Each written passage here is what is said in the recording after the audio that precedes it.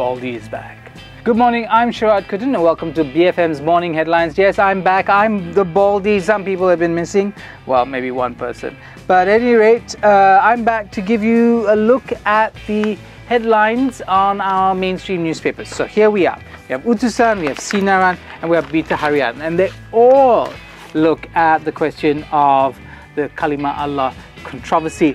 So there you have it, Hak Umat Islam. If you know that means, it means the right of the Muslim community. Hak exclusive right of the Islamic community or the Muslim community. And the last one is Kalimah Allah, Hak exclusive Umat Islam.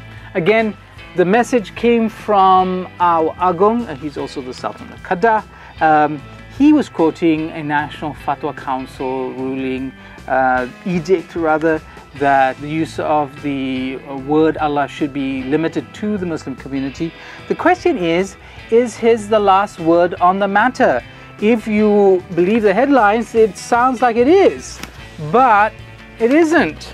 And you only have to read the Malaysian Insider to get an opposing view as to what is the status of the Agong's speech and his assertion. Now you have Aziz Bari, constitutional lawyer, you also have Edmund Bond and Eric Paulson, all lawyers who weighed in this question, and it's the first story published this morning on the Malaysian Insider, so check that one out for a considered view as to the status of the Agong statement. The Sun here doing a story on that tragedy in Cameron Highlands. It's a follow-up. Victims were promised things, promises were broken or deferred, nothing's happened, money hasn't come, they're asking why, and it's on the front page. Reminds us that we should never let our eye off the ball, because these balls go round and round. After a while you tend to forget these things happen when people make promises. Promises are easy to make, much more difficult to keep. Other story, Malay Mail goes for food prices crazy. It seems crazy because they shouldn't be as high as they are. I'm not sure. At any rate, that is their main story. The other story on the front page is, of course, the story about a Malaysian killed in Kabul. Have you noticed, it's also actually on other newspapers, including Utusan Malaysia, that has a picture of clearly the mother of the victim. Here is the victim in a family photograph. Very poignant when you do that, you know. This person is not just a statistic, he is a living person with connections.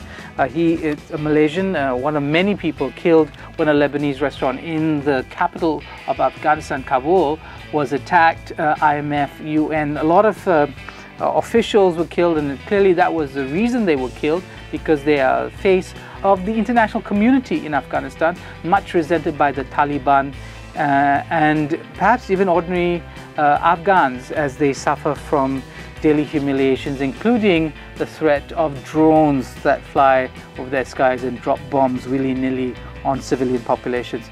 The Star here, a story of hope and despair, might capture much of what the human condition is. It's a mix of hope and despair. Here the hope refers to young children orphaned who are in fact adopted, and hopefully to families that love them regardless. And here families who have abandoned old folks who don't get adopted, because we don't generally adopt old people. They get left in homes, and there's also a reflection of perhaps old age poverty, people not being able to put away enough for retirement and such. I mean, real issues that affect people like you and me, especially me, fast approaching 50. Yeah, big issue. I don't want to end up in a home. Who does? New Straits Times has a story here on the national automotive policy, also something that Berita Harian in fact highlighted on its front page. Here the national automotive policy promises to reduce car prices, but over the next 4 years, not immediately. Also, the policy will address the survival of the national car industry. Question is, does it deserve to survive? That's a question for you to answer.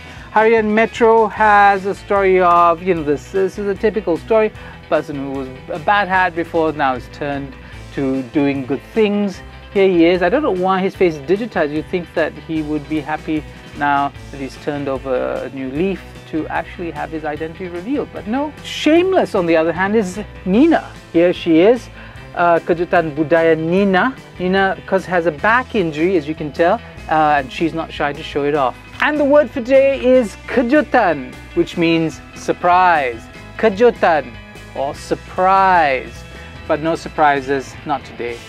Not for our newspapers anyway.